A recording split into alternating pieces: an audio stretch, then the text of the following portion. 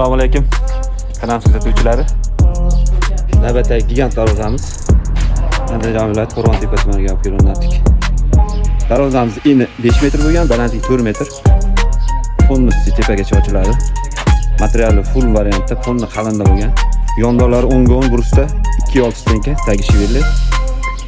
Listramiz 1.8 kilovolt. Samarqand fason darvozamiz.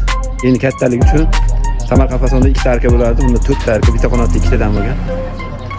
Ko'rib bahosini beraverasizlar.